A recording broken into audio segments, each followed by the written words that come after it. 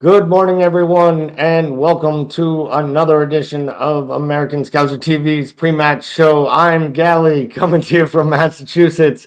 Not feeling so well this morning, so don't be surprised if we have a few more technical difficulties. But not difficult is, well, looking at that sweater is kind of difficult. Good morning, Brian. How are you, my friend? Doing fantastic. It's going to be a great day at the parade. I hope that you should win Grand Marshal with that sweater on. Kazi, how are you doing, my friend? I'm good, brother. Yeah, I'm good. It's nice to see that Liverpool have some form of a squad back, which looks quite nice. So it's quite nice. Yeah. Yeah, it is nice. And Sir Z, speaking of nice, what's it like right now out on the West Coast at exactly 6:15 in the morning? It's dark.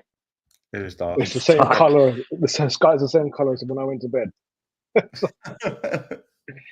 Well, hopefully, as the sun starts to come up over the Pacific there, you get the excitement of another Liverpool victory. They take on Fulham today. But before we get there, if you are sitting at home and you're looking for someone to come into and argue with, talk to, or just banter about the Reds, go ahead and join our Discord server.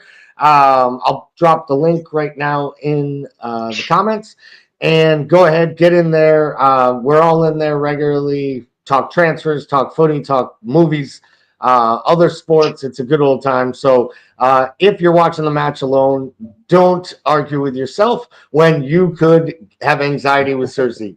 That's the way I look at it. And if you want a good follow, just jump on in and give Cersei's comments a look, because you will basically see the entire spectrum of a Liverpool supporter in each and every single half. Sir Z, we'll start with you. Let's get into the lineup here, as we always do. Other than the ridiculous numerical order, what are your thoughts on today's lineup and how the Reds set up to take on Fulham? Yeah, I think it's like what we said off there. Pretty much, we knew Nunes was going to be dropped. I think, given what Slot had said, and his run of form, maybe it's like saving Nunes from himself. And the midfield pretty much picked himself. You know, we know Slot does not like Endo, and I was surprised Endo's on the bench. But other than that, it's I think it's a lineup that we all would have gone for. I think, and the bench is even, you know, like Kazi was saying, that the bench is so like it looks like we have a full squad. Finally, you know, mostly we've got Kanate missing and Simicast and that. Other than that, you know, we don't have two goalkeepers on there. We've only got one person who's under the age of 20 on there. It's good. It's a good squad. Brian, we come to you next. Talk about the front line here. Obviously, we've seen success with Diaz playing through the middle. Gakpo's been in good form, and of course, Salah is undroppable at this point. Do you think this is our best front three? Do you think as Jota gets back to full fitness, we'll see more of Jota through the middle and the rotation on the left? Talk about the front three for a second here. I mean, this is what the front three that I said we were probably should rely upon on Thursday night. But yeah, I think that once Jota gets back right there, I think you have a little bit more rotation. I like Nunez off the bench. I mean, Kazi and I talked about that on Thursday. You know, he has a lot more better impact with coming in there because he stretches at there when these players the opposing team starts tiring up. But yeah, I mean, and I like Gakpo. I think it's a good lineup, but as far as I think we still need to go in there and see how Jota gets in the next week or two right there, up to where he's at a starting position. Kazi, come to you and talk about that bench. Kelleher, Endo, Nunez, Chiesa, Elliott, Jota. Really, really strong there. Lots of options for the head coach, right?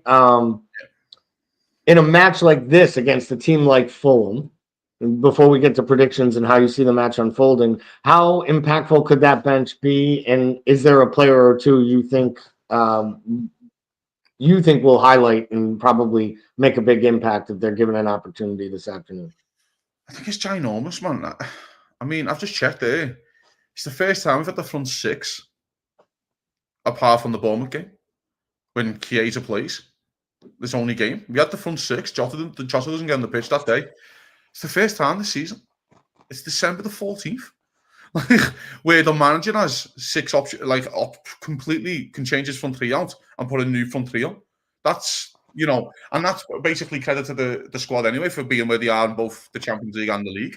You know what I mean? That the manager hasn't had this full kind of depth like that. So it's massive, man. When you actually look, it's so strong when you look at it. Like, it feels, it's come at the right time. Let's say, I would like it last week, but it's come at the right time in terms of what the games that we have coming up with that Southampton game. It just feels like a bit of a hindrance right now. But trust me, if you beat Southampton in the semi-final, then I'm more than happy to call the semi-final not a hindrance. You know what I mean? So, but if it's nice to see, man. And again, I would have went with the start 11. I think it's right to have Núñez on the bench. I also think there should be punishment for being poor, and what that offers you now is a punishment for being poor. So yeah, man. And when you look at it, it's the only one, as you just mentioned about the kids, is Naoni, and Naoni's got such a high ceiling that we already know. I don't expect him to get on today, but just have to manage just to go. Listen, Liverpool are lucky enough to be 3-4-0 up inside an hour, 70 minutes, and you can go to Salah. Let's go. You're coming off, and Chiesa can come on and get 20, or Harvey Elliott can go right wing for him. It just gives the manager those options as well. Like, Liverpool haven't had that option of subbing Salah most of the season, really. And when he has done it, the balance has been changed. He did it against Palace away. Diaz goes on the right, and the balance was all fucked up. It was just a bit of a mess for 20 minutes towards the end. And, so that now is off of the balance with Chiesa. You can do the role, properly do the role. And Elliott, who's left-footed, can provide that extra, balance and width. So it's great, man. It's great to see, because I think it's going to be a really tough game. I really do. Just a reminder to all of our viewers out there watching us on either X, Facebook, or YouTube, get your comments in. We'll bring them up on screen. This is an interactive chat with the viewers. Let's look at Fulham quickly here. Bernd Leno, Kenny Tete, Issa Diop, George Quinta, who I don't really know, Antoine Robinson, Sanderberg, Celso Lucic, Harry Wilson, good old friend Harry Wilson, playing at Anfield. Rare start for him. Andres Pereira, Alex Iwobi, and Raul Jimenez, which basically means they deny Kazi the chance to see Traore start from the beginning. And Kazi, how disappointed were you when you saw the lineup and you knew that Adama would not be running at Andy Robertson this afternoon with the baby oil dripped all over? It's made me feel happy inside that Adama Traore is not playing, because if actually based on this season, he's played really well, and his end product's really stepped up for Fulham. He's been really good. Bit of a change here for them.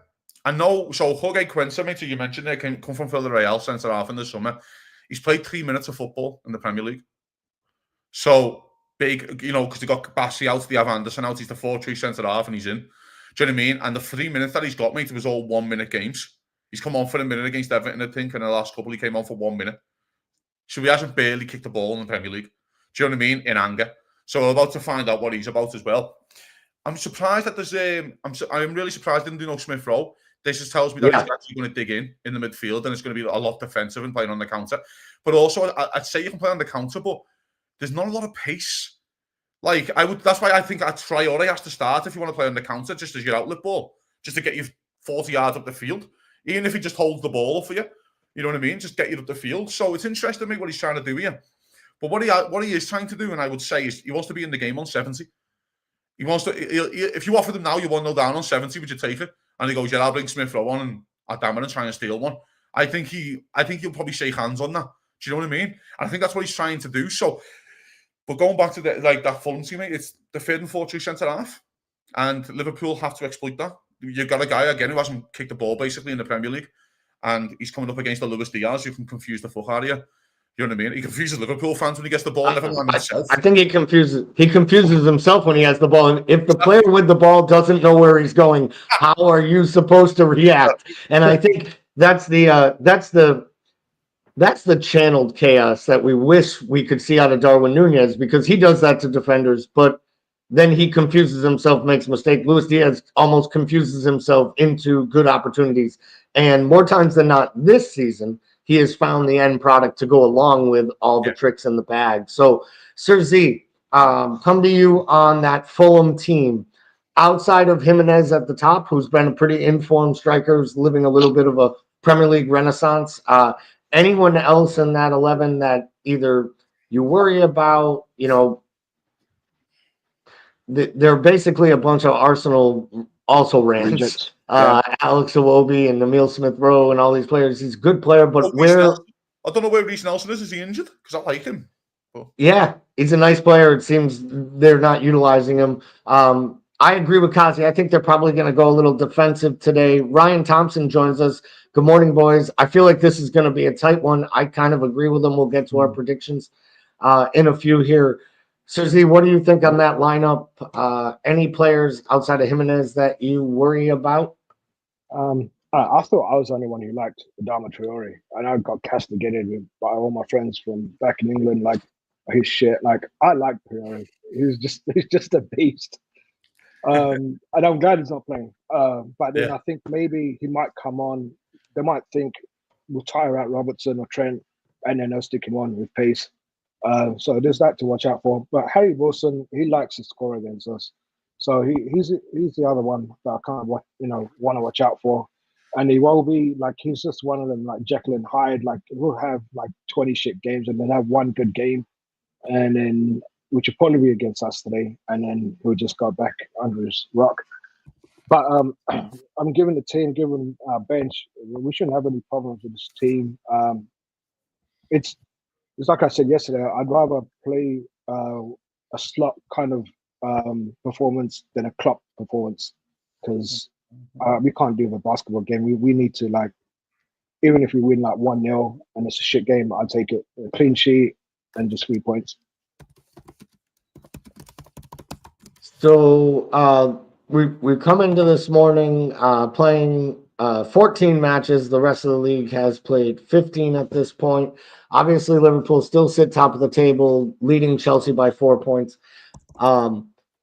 Chelsea have, Brentford, Arsenal have Everton, and City has the Manchester Derby. Of the top four right now, Kazi, which one of those do you think has the biggest chance to slip up this weekend, be it City, Arsenal, Chelsea, or even Liverpool? And slip up could be a loss or a draw. We're talking dropping points in what is a fait accompli title race.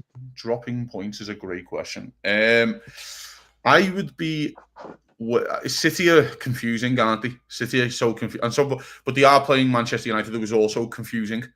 So I don't know what they are. City are a bit weird, and then Arsenal playing Everton, which feels like a slam dunk for Arsenal at home.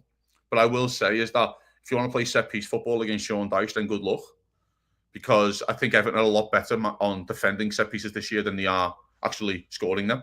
Everton won 4-0 last week against Wolves and scored 4 set pieces. So, it's like they have their dangers as well. And then Chelsea are playing Brentford. Brentford are having a good season, but they're terrible away from home. So I expect Chelsea just to get 3 points. I think Brentford only picked up 1 point away from home all year, but they've won nearly every game at all. Like, they're such a weird team. So, but again, also they have good players who can punish it. I just feel that's it. The City one, mate. I don't know what are they in a title race. I don't know. I just don't know yet. I think if you're probably one more drop points away and Liverpool winning away from officially calling it off. Do you know what I mean? Like literally officially flatlining it. But I am weirdly, I don't know. I've got a weird one about this Arsenal game against Everton. I don't know. I know that sounds mad, and you might laugh at me on the post match after the game when they beat them 5-0. But I just feel like it's one of those games where Sean Dyche, a bit like Marco today, will take 0-0 on 70 or 1-0 down. And goes, I'll beat. Do you know what I mean? The one thing I would say for Arsenal, they are starting a left back in Lewis Skelly today, which is interesting because what he's been doing is moving Timber over. The balance has been all wrong. It was all wrong against Fulham. Lewis Skelly's given them that width as a proper left back, and the balance is better. So that's going to be better for them. But then again, he's done Marino as well, centre mid, in no Partey. It's interesting. And I think Everton can really cause them problems. I think they are set up to cause them problems. So I don't think that's a slam dunk as much people think. Brian, how about you? Whether it be the top four, big match between 5th and 6th with Forest taking on Villa. What are you looking for today as far as what would you expect? Do you see any big surprises? I mean, I really think that this city, the Manchester Derby, is going to be a lot more interesting than people think. Because I think, like Kazi said right there, they're both a mess. I mean, so you don't know which way it's going to go. I mean, it could be you could go there and have Amron go there doing a master class like he did with Sporting against City, or it could be like just trouncing over United, or barely go there, or trying to get beat like they did on Thursday night. I mean, you don't know what you're going to get out of that match. But I think that the like you were talking about with Everton with set pieces. I mean, that's a definite thing, and that's what it seems like. That's all Arsenal scores off now are set pieces. Because even last week, Anthony Robertson basically contained Saka the entire match. I mean, they really didn't have that much of a run through there, which is what goes back. I was going to say on a previous thing right there was that the Robertson and Salah matchup is going to be a fascinating matchup to watch and see. Hopefully Anthony Robertson doesn't keep up his current form against us. Yeah, the Saka one's interesting, because last week it looked like he was playing for corners, which is madly interesting. I think that's where you start to become the character, in a way. It's like Mr. T. Mr. T was a character in the 18. And then he just became Mr. T. It's like Hulk Hogan was a character in the WWE, but now he's just Hulk Hogan. He's no longer Terry Boyella. He's just basically Hulk Hogan. And Arsenal started to come like a caricature of themselves because they know they can, like, they're playing for these set pieces, knowing it's a big moment in a game for them. And that to me seems weird. Yes, you're strong from set pieces. Liverpool were in 2001. Very strong from set pieces with Gary Max delivery and Patrick Berg and players like that. But we still created from open play, loads. And I thought it was super interesting what Monaco did. I don't know if you've seen it. I know they beat Monaco comfortably, and probably I've seen the highlights. When Arsenal had the corner, Monaco left 4 players up front. And then Arsenal had literally 3 men in the box. And we're like, all right then. If you want to, we'll trust our keeper to catch the ball, and we'll have 4 attackers on your 1 defender. You know what I mean? So that's what it.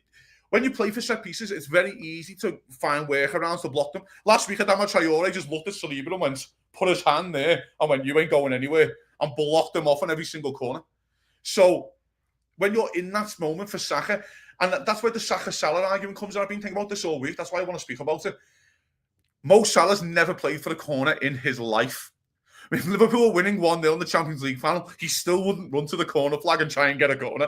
Like, he wants to score every goal. When you're a winger and that's your best attacker in Saka, and he's playing for corners and he doesn't want to create, that's mad to me. That's insane. And that's why I think Arsenal are in a really weird spot in the next 6 games. I think it's going to be super weird. It doesn't matter who they play. Because what your argument is then is just give them the ball. Don't give a silly foul away. And we'll go from there. Don't give them a silly corner. We'll go from there. If they can come out and break us down and they get really, okay, fair enough. You do that. You get all the guy on the ball and you start spraying your passes, no problem. But right now, I think if you're Everton, you can play against this. And just don't be stupid. Just don't be stupid. Listen, free kicks are always a part of the game, Gal, isn't it? As we know, and corners are. But free kicks are always a part of the conversation with the referee. The referee has to make a decision to give a free kick. Corner isn't. Corner's fact or fiction. It's a fact. You get a corner. With the free kick, you're like, just don't any silly fouls away. Don't let the referee make a decision. And then we'll see where we're at. So I think Arsenal are in a really weird position. Do you know what I mean? I really do. And I think this game could be a really big one for them. It'll be interesting for sure. Jamie did chime in, said, least I've ever cared about watching Manchester inflict pain on each other in years. They do kind of feel like it's like a fait accompli. It doesn't really matter, but I'm with you, Kazi. I still, before I absolutely bury them and dust them, they're just going to have to keep dropping and dropping. But I will say the performances don't look to have improved. And as bad as United is, we've seen mediocre United teams play this derby and play it well in the past. That Mourinho team that was 2-0 down at half, and Pogba scored the 2 goals in the second half, and they won 3-2 at City. I mean, that was a year where I think City could have won the title that day. We're 2 up against United and blew an opportunity to celebrate in front of their crosstown rivals. So weirder things have happened. But to Sir Z's point, I don't think Amorim is going to be able to bring the masterclass he did because he won't have the sporting players that he had to play against City. Also- and he's going to have to use that lot that comes from the red half of the City. City was tremendous for half an hour there before Sporting scored. City should be 3-0 up. Like, it was a weird game. It was it was like against Brighton. City should win. We should be 4-0 up in the first half, but they lose the game 2-1. Do you know what I mean? Yep. What do you think? By the way, before I want to make your comments here, lads, because I know I'm not the host here, Gally, but I think it's interesting. What do you think of the comments of Pep Guardiola saying, "Well, I haven't had Phil Foden this season, even though he sat on the bench. I haven't had the best player in England this season. He sat on the bench every single game. Like, he doesn't know he's there, and he thinks he's like the mascot." It's like sometimes when like Nat Phillips pops up and he just takes the Mighty Red helmet off, and Nat Phillips is there, and you're like, "Look, I'm still here," and then he puts Mighty Red back on. It's like, do you know he's on the bench? Do you find that mad that a manager can come out and say that about you, and that's like not headline news? I think that Pep is in such a way. I do think it's mad, and I think if any other manager makes that comment, it's not only news. They're probably hearing it from their boss. There's no way it's acceptable. I mean, he is a big player on the squad. We've all been questioning why he hasn't been playing, and his performances haven't exactly lit up the world. But you'd think in a time where you need goals in your side, and only Haaland is scoring, and you don't have Kevin De Bruyne, you'd play him. But, he continues to, run Nunez out there instead of Jack Grealish and Doku in matches where he needs to attack. I mean, he had the he has the audacity to beg Kyle Walker to stay when all the guy wanted to do was leave, because I think he knew his legs were shot and there was no way he could keep up. And he not only keeps them, he's playing them on the right side of a back three with Ruben Diaz and Akanji, and he's basically asking Walker to defend the entire back line as they invert into the middle of the pitch. I honestly feel in some ways like he's sabotaging himself. Because he's like, I'm going to sign this little deal, see if it rights the ship. It doesn't right the ship. I'm going to make it so bad and say crazy ass shit that when I walk, because he's walked before, he walked from Barcelona. He told Bayern Munich he was leaving middle of the season. It wouldn't shock me if this keeps going awry, if he doesn't just raise his hands and say, I'm not the guy for this, hire a caretaker for a month or two, and then I'll be, go find someone in the summer. I'm just desperate to see him do a rebuild. I want to see him do a rebuild and see what you can do. I don't think you can. He's never shown you can. And I think we've... I don't think he has the aptitude. I don't think he has the patience to be mediocre. I mean, he had that 1 year in the Premier League that he knew he couldn't compete. That first year he got there, and it was pretty evident. He just tried to get his style. Remember when everyone was like, oh, this won't work? The way he plays his fullbacks, this isn't going to work. Yeah. But then it all changed, obviously, once he got the players that he needed. But to our point, he needed those players. So, Brian, we got a couple minutes left here. We'll come to you in that sweater. You get to go first. What is your prediction? I predict you will be the delight of the parade.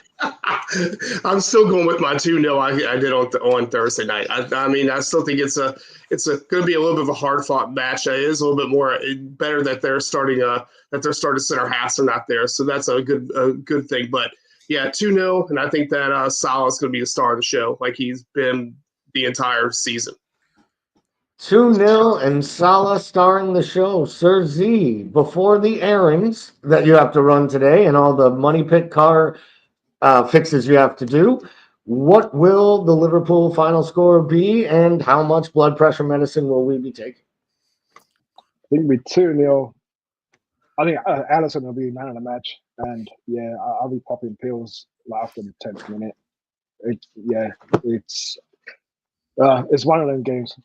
They just come out. Fulham this is their cup final. They're going to come out and just try and just embarrass us at home. Sergi always brings the sunshine, as he always does. At least he thinks it will take 10 minutes, Kazi, before he has to pop the blood pressure pills. I do love that he's already committing to popping pills. Yeah.